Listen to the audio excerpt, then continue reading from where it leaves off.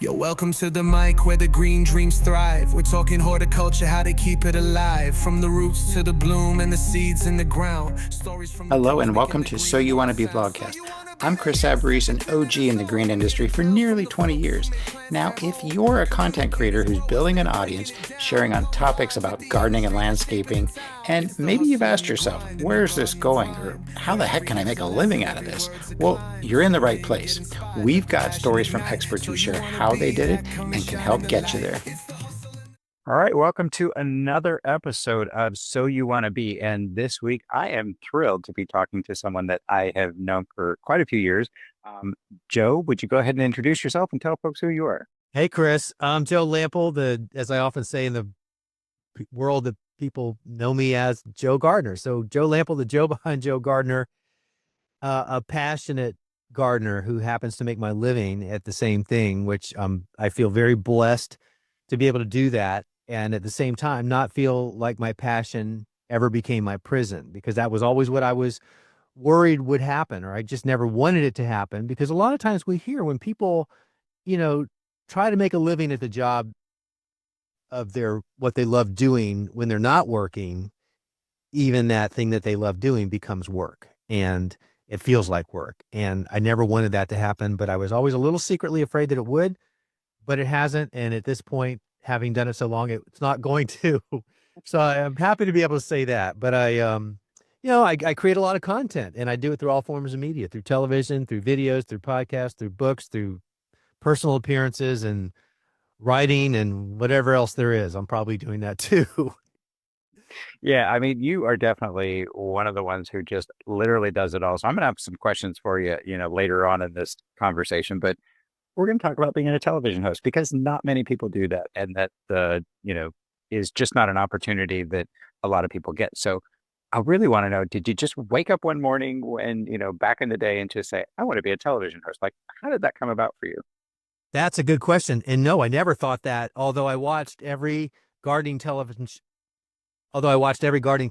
show that was out there on HGTV. But I never watched the show thinking, I could do that. I should do that. I can do that better than that person. I just enjoyed watching it for the entertainment and the education. And I love gardening, but I never saw myself standing there being the one in front of the camera. And then honestly, Chris, it was incredible timing and a lot of luck is how I ended up with a career in mostly television, teaching people how to garden. And should I tell the quick story on that just to Oh, bring it absolutely. home? Yeah.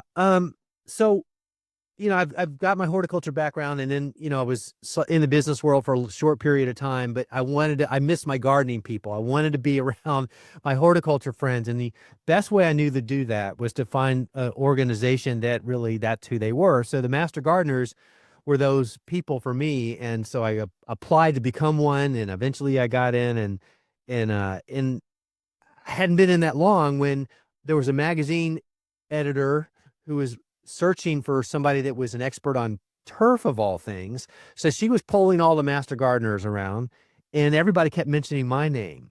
And I'm not sure I'm proud that was my claim to fame from them.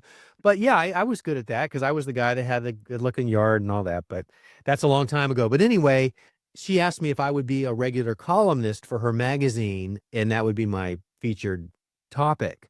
And I said, sure, whatever. I never met her. She just reached out to me via email or phone call. But about a week after that, she emails me and says, Joe, I just got an email blast from HGTV, because they were sending an email out to all the garden communicators at the time. And she was on the list. And she said, they're looking for a host for this brand new television series they're filming on their sister station, DIY Network. It's about food growing. And they're looking for this and this and this and this and this. And she said, it's you. They're describing you. They just don't know it yet. So here's what you need to do. Here's the person you need to reach out to. And at the time of my professional job, one of the things I did most of the time, because I had to, was cold call people to get appointments. And a lot of those were lunch meetings. But anyway, so I knew how to cold call people for appointments. So I got in touch with the producer, and we ended up, he agreed to meet with me, and we had this lunch. And I had a lot of business lunches. So I was used to meeting strangers over lunch. But this was the hardest lunch meeting I'd ever had. I wasn't trying to sell him anything. I was just, having this conversation. But he sat there with his arms crossed and that kind of that scowl on his face, asking me some questions, but with no emotion. And I couldn't read this guy, and I'm good at reading people. And at the end of the meeting, he said, well, all right, well, thanks for the meeting. If we're interested, I'm going to talk to my executive producer about you. And if we're interested, we'll get back to you. And that was it. I'm like, what? That's it? I mean, that's all the feedback. I got nothing. I walked out of there like not knowing anything about what was going to happen. But a week later, he called and said, hey, we're very interested in you. We'd like to get you on a screen test because we're going to have our meeting at HGTV next week. We want to present our host candidates, and we want to have you in the group. So they sent me a script, and they told me where to be, and they brought a big crew out there. And again, I'd never been in front of a camera in my life. And the night before, I had the script, and so I said, I guess I got to learn my lines. So I stood in front of the mirror and, looked at my lines and tried to memorize them and then do it in front of the mirror. And I felt so silly doing it. I just didn't do it. I just didn't do it more than once. I said, this feels silly and it looks silly, so I'm not going to do it. So I got to the meeting or the set basically a little bit ahead of time, and I learned my lines. And then I just went out to where they told me to stand, and it was basically doing an intro to the show. And they gave me the script, and it was about a minute-long thing. And I'm walking down the sidewalk to the camera, but they had me mic'd up and all of that. And I did it, and I didn't know if I did well or not, but I thought I delivered my lines appropriately because I watched all the gardening television shows, so I knew how they did it. So I just tried to emulate them. And then he said, okay, do it again. I'm like, okay. So I did it again. He said, all right, do it again. I did it again. And so that went on about 7 times, maybe more. Wow. Like, do it again, do it again, do it again with no feedback. Like, how about this time a little more energy, or this time smile more, or something. Give me something to work on. But there was no feedback. So after those multiple repetitions, he said, all right, now let's go over to this part of the place. And I want you to pretend that you're doing a soil test and explaining to me how I would do a soil test at home. So what they did was they threw me a curveball, unscripted, to see how I could do on my feet.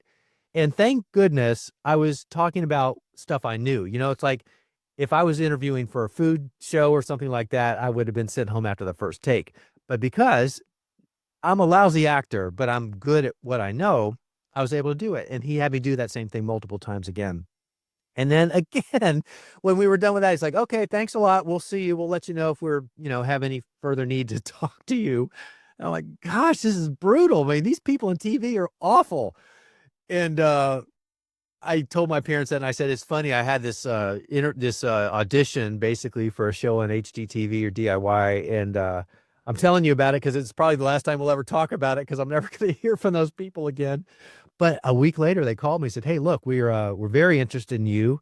But the HGTV people asked if we'd interviewed any females for this role because they spec'd out initially. They wanted a male of this age range and these credentials, and that's who they were looking for, which is why I was in the group. But then they went back and did it all over to make sure they turned over all the stones and checked out everybody. So they did it again with all females. And then about a month after that, they said, hey, we've narrowed it down to 1 female and 1 male. You're the male they're looking at. And now it just depends on the gender. But we're going to know in a week because we're overdue for starting filming. And a week later, they called me and said they picked me. And 3 days later, I went from a suit and tie to jeans and a golf shirt or a T-shirt every day for 3 years. And it changed everything. And I loved it. That is awesome. Okay, so before we move on, so you said that you were in a suit and tie. What were you doing before? Financial planning. Oh, wow. Okay. As many years as I've known you, that just sounds like something that would bore the heck out of you. And I just don't even see you in that field. It's not me. It's not me. It's not me. So I knew, Chris, I knew that I was never going to do that forever. And I knew that I was always going to be in horticulture full time. I didn't know what that job would be, but I had to wait until I found an offer that allowed me to kind of replace my income because I had, built up a certain standard of living to feed my family and my 2 young daughters. So I couldn't just haul off and start mowing lawns and make that my horticulture job. I needed to really have a real, replacement or close to it. And so this TV thing with, HGTV network allowed me to do that. So interestingly, so you started off on a show that was HD. What was the name of it? Or can you? It was on DIY Network, their sister DIY Network. station. And the funny thing was the show didn't have a name when they had scripted it all out and it was getting ready to be filmed. And so me and my family and friends, we came up with a name. Fresh from the Garden. And it was all about teaching people how to grow food one crop at a time for what was going to be only 26 episodes in 1 year.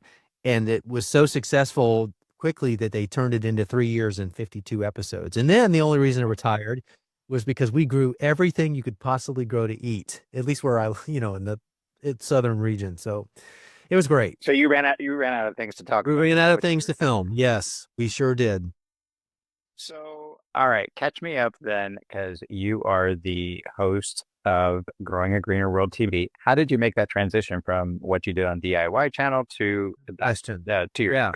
your current show? So Fresh from the Garden was the first show for 3 years. And then as that show retired, I was a free agent. I was on the market. And fortunately, there was another television series on PBS that brought me in to take over that hosting role. And I did that for 3 years. And so for the first two television series, Fresh from the Garden and this other one, I was the hired talent. That's what they call us. And, I was kind of told what to say, although they took my advice and everything, but it still wasn't me writing the script or the outline or coming up with the topics for the show. So after 6 years of television for somebody else and being a host, I like being the host because there's, once you're done with your day, you're done with your day. Whereas the next series, which was Growing a Greener World, started in 2009. I took a year off after that second gig. I ended that because I didn't feel like these television series were really taking advantage of an opportunity that needed to be told about how we should be gardening in a more environmentally responsible way. No, there was no show out there on HGTV or anywhere that was really incorporating environmental stewardship with gardening. And I felt like that was an important message that I wanted to take on if no one else was going to do it. So I took a year off in 2009 to think about what that show would look like, what it would be, how we would film it, what was the outline going to look like. And then we shot a pilot of what I had come up with. And we submitted it to PBS and they loved it. And a certain number of stations have to sign on to saying they're going to carry your show for them to accept you into a real series. But we blew past that number and we were off to the races. So I had to go out and get underwriting. I had to find my own underwriting to finance the show because nobody sends you money to produce these things on PBS or public television. At least that's the normal model. And with the first year, we did 26 episodes, which is insane. And they kept telling us, you're crazy. You sure you're going to do 26? And if you think about it, that's a new show every 2 weeks of the year, which means writing, traveling, shooting, editing, posting a television high quality production value television show every 2 weeks for an entire year. And it about killed all of my whole crew. We all about died in the process from the stress and the anxiety, but we learned a lot and we pulled it off. But then we started dialing down the number of shows we did every year. And ultimately, by the time COVID hit, we were 12 years in, 12 seasons. And we would do a minimum of 13 shows a year. But in that course of time, we were traveling the country, as I always say, telling the stories of people, places, and organizations doing great things for the planet through organic gardening and environmental stewardship. So that was the theme of the show. And I met incredible people around the country and loved every minute of it. But COVID really kind of shot our momentum because we couldn't travel. I mean, we were a traveling show. And although I have a fantastic garden and a great place to shoot, I felt so much we could do here and so many stories we could tell without leaving. And by then I was tired. I'd done 20 years of television almost by then, it seemed like. And it was. So and there was a lot of things with my company that we weren't able to get to because I was always gone and working on the television show. And these were very important projects that were untouched and they needed time and they needed me to make them happen. So I used COVID as an opportunity to really say, okay, I'm going to call a timeout. Maybe I'm going to just shift full time into doing these other things that we've been dying to do, we couldn't do. So that's what happened in 2022 is we basically pulled the plug on new production for Growing a Greener World. We had 220 or 40 episodes in the bank by then and put them up all on YouTube so everybody could watch them anytime, anywhere on any device. So no one was restricted from being able to see it on just a connected television box. And that's what we wanted to do. And I think it's the best thing we ever did because now everybody has access to all of those shows and we can continue to create new content through other forms of media and make those accessible too, just to round out even more opportunities for people to learn about organic gardening and environmental stewardship. Well, you know, that's interesting because one of the things I wanted to ask you was, yeah, and you mentioned that it was kind of just timing and luck and those kinds of things, how you ended up where you were. But do you think you could do that same thing in today's environment with all the things like social channels, YouTube, and just anybody can kind of create content and put that out there? Like, do you think you would have ended up where you are today if you were to try to do it now? Probably not. No, you're right. That said, there's a reason why there aren't really any US based gardening television shows on anymore. And that's been the case for a long time. HGTV pulled the plug on gardening shows back around 2010. And it's a shame, but they just felt like nobody wanted to watch them. And frankly, the bottom line, the truth is there wasn't enough advertising money to support production of gardening television shows. And then comes YouTube's surge and everybody, the iPhone and all the ability to shoot decent video on a handheld device. So that was really squeezing out the need to have gardening television shows. And it opened the door for a lot of people who had the knowledge, but just didn't have the resources to, create a television series to do it, to be able to reach a lot of people with an iPhone. And so to answer your question, no, I think it would be a much steeper mountain to climb right now because of all the other cheaper ways to basically do the same thing and reach as many, if not more people, because through public television, that is truly a television media only, not only, but mostly. And so I would do it a different way now too. And I would just focus on high production value, long form video content like we did with television, but just we wouldn't use television as the primary driver. So that's interesting. I want to kind of talk about then your sort of omni-channel approach to kind of everything that you're doing. So, you've kind of taken what you've done in the television world and you brought it to online courses and teaching people how to do what they do. You reach out to people on the podcast and it's like, I just really kind of wanted to understand, how does that all sort of come together for you? And like, how do you manage it all? Yeah. You don't sleep. That's the first rule. I look tired because I am tired. It's late Friday afternoon and I'm really pooped and I have a full weekend, but again, it helps to love what you do, but we still need sleep. And I focus on making sure I get 7 hours a night at least. But anyway, how do I do all of this? I do get up early and I do have a pretty good disciplined work ethic. And that helps a lot because I know what I have to do every day. And that is to reach out to my primary audience, which are, paid students of my online courses because they've got an investment that I've promised to really give them some priority time. And so that takes a couple hours a day. And then reaching out to emails from people I don't know or don't have a relationship with and going through all of that. So there's a good chunk of time right off the bat in the morning for that. And then because, we've been doing this for years now and I've got a team and they have their responsibilities, but it always oftentimes has to come back to me on being the one that has to do the next video for them for what they need to put out there for our brand partners or whatever. And oh, by the way, I've got the next weekly podcast to do, and I've got to prep for that and read the book and interview the person and make sure that I know what I'm talking about by the time we hit the Zoom button. And I think it's time management, and I'm not really that good at time management, honestly, but I know what I need to get done, and I know how much time I have to get it done, and it works out.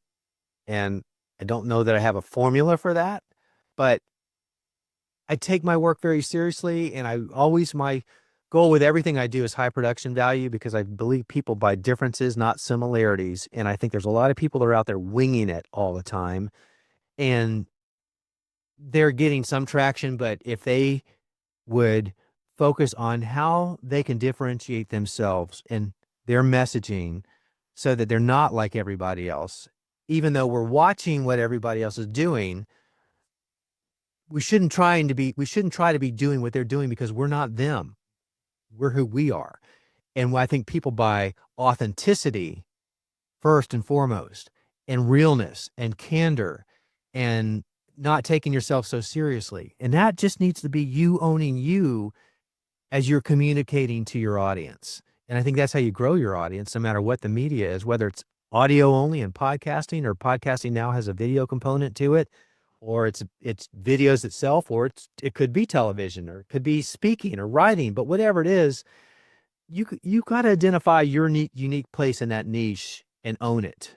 And I think that's how you're able to differentiate yourself and gain traction faster than any other way. It's not trying to be like somebody else. It's trying to be a better you. I absolutely agree. And I have to say that you are probably one of the most authentic people that I know. I'm just, you know, it's amazing that your story, that when you were talking about that you wanted to do the,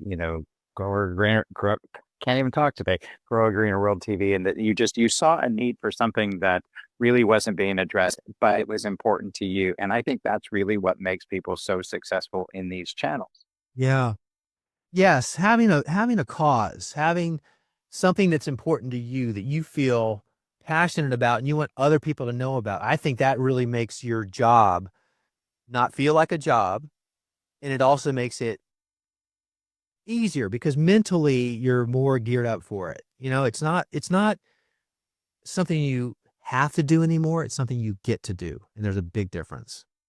Yeah, for sure. Well, you did mention something about that, at your core, you love and strive for good quality video content. And I'm curious now that, as many times as I've read things, it's like they say people don't care about high production. They don't care about high quality. They could do, raw. Like, how does that fit with you? That's such a good question. I struggled with that for so long because having done about 20 years of what's required with television is high production value. You can't get by with walking out and turning your iPhone on with bad audio or, bad lighting or whatever. You can't. And that was ingrained in me for decades or 2 decades. And so to see other people doing video that was not high production value, but getting tons of views and, tons of follows and all of that, it's like, wait a minute, we need to pay attention to that. Maybe people aren't demanding that as much anymore. Maybe they just want realness. And if realness means you're just taking your iPhone out in the moment with bad lighting and bad audio, but you're giving a good message, maybe that trumps, taking too long to get the audio and the lighting right. And slowly but surely, even though I stand by high production value in that it's still now more than ever, sort of the difference that can separate you, it's still more important than that. It is what it is that you're talking about and how you're talking about it. It goes back to the realness and the authenticity. But when you combine that with good audio and something pleasing to look at and you set your shot up properly, there's a lot to be said for that, because I still think we like pretty, and we there's nothing that will turn us off faster than bad audio that just, grates on our brain. It's easy to walk away from that. And so you don't want to lose those people. But I think a little thought and a little prep complements the message, and it can differentiate it. I can't tell you, but I've really tried to. I'm putting forth a kind of that live vibe, sort of just in the moment thing. Grab the phone and put out some content, and I can't tell you how many times I have a minute of stuff to say, and I screw it up, and I have to start over again, and I hit record, hit record, hit record, hit record, and it's like this will take me, I don't know, maybe 20, 30 times before I get it right. And I'm just, now it's got to be right. It's got to be right. And I need to get over the fact that it's like, you know what? I know what I need to talk about. Just get on, talk about it. And if I screw something up, we'll start over again. And I need to get to that point.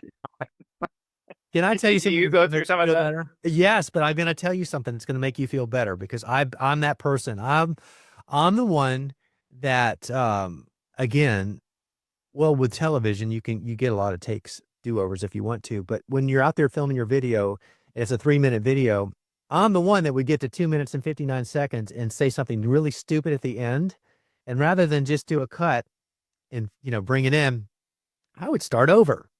And that's one of the reasons I hate doing videos, is that it would take me so long, because unfortunately I do a lot of long videos and I'll screw something up right at the end and I'll start over. And that's ridiculous. It's stupid. And I don't do it anymore, but I just started changing because it's become the standard now, where you have the jump cuts all through the videos, and it's cool. And it's just, there's nothing wrong with it. In television, that's forbidden for sure.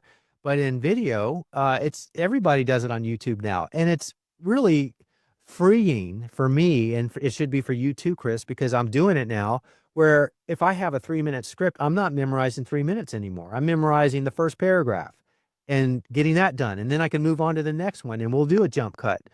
And it's totally fine. And so I had to train my team that way too, because they're like, what? You mean this is all going to be individual takes? And I'm like, yeah, we're just going to cut them together and go with it. So it's been very efficient and freeing for me. And now I hate doing video less, to be honest with you. Oh, well, that's good. I appreciate that. And I'm glad to hear I'm not alone, which is really kind of the point of this whole, so you want to be vlogcast is what I'm calling it, because there's video, there's podcast, there's transcripts and all that kind of good stuff. But that's really the point of this, is to just let people kind of see who the professionals are out there, some of their stories that they go through, and, just what their day might look like. One of the things, and this is the last thing I'm going to ask you, is you talked a little bit about kind of how you got started. I do kind of want to hear your story about your first sponsor, because I think it kind of hits home with this question, but it's like, pretty much no one does this alone. Like, you have people that you've either had conversations, or you've met people that just somehow these conversations led you to being a host on TV. And I find that there's so much value when we come together as a community and just have conversations and start talking. It's like that good things happen there. Yeah. Wow. Again, I don't discount the fact that if you believe in luck, I think I had a lot of luck, and the timing was the other thing, that really everything was coming together. And I just think, you could say the universe aligned, and it was meant to be, because I really feel like it was. But when I took that year off and I conceived the idea and put it together to a point where I could actually communicate the vision to other people, it was at a time where companies were very receptive to my approaching them for underwriting. And underwriting is, with PBS, which is interesting, it's not a lot of return on their investment, honestly, unless, like Subaru, who was with me to the end, from the beginning, day one to the very end, they just wanted to be a part of letting Gardners, one of their primary core audiences, who they really focused on serving their audiences. And they knew that their audiences were big Gardners. And so they wanted a relationship with who they felt could be a good ambassador subtly in Subaru. And just so Subaru's 15-second pre-roll spot with just a mention of their ad, and then again at the end, was really the extent of all they got throughout the entire show. We couldn't say Subaru, we couldn't show the logo, none of that. That's a law with non-commercial television, which is what PBS is. So I really was always I just admired their willingness to invest significant money for years for just that relationship association. So that they were unique, but they really made all the difference for us. But then back to the timing, the good timing thing. I sat down, I was at a garden writers conference at the time, what they call it garden writers, now garden communicators. I was down for a dinner that Garden Media had put on, and they invited a bunch of, us to the table with some of their clients. And they sat us down at a big tables at the restaurant, and they had name cards, and we sort of had pre-planned where we're supposed to sit. And I just sat down next to this guy that was with a company, that owned a company, and I'd never met him before, but we struck up a conversation. In the first 5 minutes, we had our beers. And so he says, "What do you do?" I said, "Well, I'm getting ready to start a new television show," and blah, blah, blah. He says, "Well, how do you fund it?" And I said, "Well, we do underwriting." And I hadn't even done an underwriting pitch before. I wasn't expecting anybody to ask me these kind of questions. And he said, "Well, how do you invest in it?" I said, "Well, I mean, what do you mean? He said, well, like if I wanted to, be a part of your show or invest in it, be an underwriter, as you call it, what would I do? I said, well, I just tell you how much it is. And if you want to do it, I'll go get somebody to write up a contract. I hadn't even done that yet. And do you know, Chris, he, when I told him, I mean, we're about 2 minutes into this, from handshake, hello, how are you, what's your name, to he's shaking my hand saying he wants to be an underwriter. And we're talking 6 figures. It's not like it's a little bit of money. And I'm like, what just happened? And also in that 3 or 4 day annual conference, I had all my underwriters. I had same thing kind of happen 3 other times.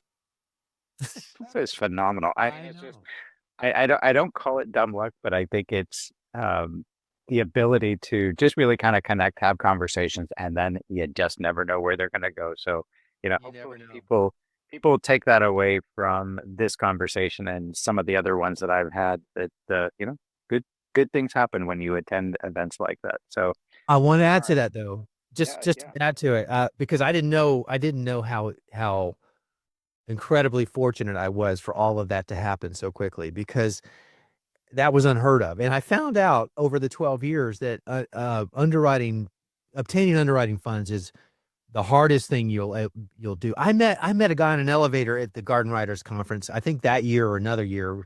Anyway, he was a big deal, and he was their keynote speaker. So they paid him big money to come, and he was a television guy and everything, but he had a PBS show. And he said, the hardest part of my job is the underwriting. And this is a well-known guy. And, I'm like, really? You? And so it made me feel better. And for those listening or watching, it's still the hardest part. And the days of having it be as easy as it was for me that one time are long gone. And the thing about it is now, because with television, especially public television, where the metrics are very hard to determine who's watching your show, what are the demographics, how many people are watching from this place or this city. I mean, that's Nielsen rating stuff, and that's very expensive through television. But online, which should be encouraging to everybody, it's easy for an investor or brand partner, as we call it, and as I have with my companies, and Chris, you know that very well. It's easy to get those stats that they want to find. All of that information is available through Google metrics or whoever else. And so they can easily make an easier determination. Now, whether the money's as much or not, I don't know, because everything seems to be, how many per thousand, X dollars per thousand is what we'll pay you or whatever. I don't even know the language anymore. But I can just add that I was just at the Social Media Marketing World Conference in San Diego last week, and they have people there who are, plumbers. Roger Wakefield, go look this guy up. Just absolutely amazing. But he had come to this event. His business was failing. He was going to go out of business. He ended up starting to create content, and it's like, now he gets paid like 25 grand to speak, at one particular event. He creates tons of content. It just astounds me. He was saying that it's like, I can't even like show you my YouTube revenue that I get from this channel. And it's just like, it blows me away that it's like people can figure out ways to, if they monetize their channel correctly, if they understand there's, who's watching, their analytics, those kinds of things.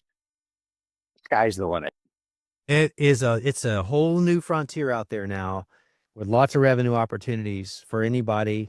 Just, figure out your place in all of that. Again, goes back to what I said earlier. Just find your unique piece of that pie. Well, I think that is a great piece of advice and a great place for us to wrap up this. So you want to be a television host. Thank you so much, Joe. It's always a pleasure to just connect with you and talk to you. I was looking forward to this, Chris. Thank you for even asking me to be a part of it. It was fun. All right. Thanks. And join us on another episode of So You Want to Be. If you found this episode inspiring and ready to take the next step in getting paid for your passion, the easiest way I've found to tap into those opportunities is getting started with GardenCon. As the executive director of this organization of professional communicators, I've watched many of our members get their first book deal during a Pitch the Editors meeting, or finding the right person in the industry that they needed to connect with, and being able to connect with brands who want to work with content creators just like you. So there's also online resources for how to get paid to speak and write about plants through the virtual learning on demand. And most importantly, over the years, I have heard many great success stories of members getting their big break when they come together with other creators at industry events such as the Gather and Grow Tour. So just go to gardencom.org or follow the links in this post to learn more about this group, how to become a member, and join us at in-person events. I hope you take the next step to get paid for your plant passion and look forward to seeing you at an upcoming event and connecting with you in the garden community.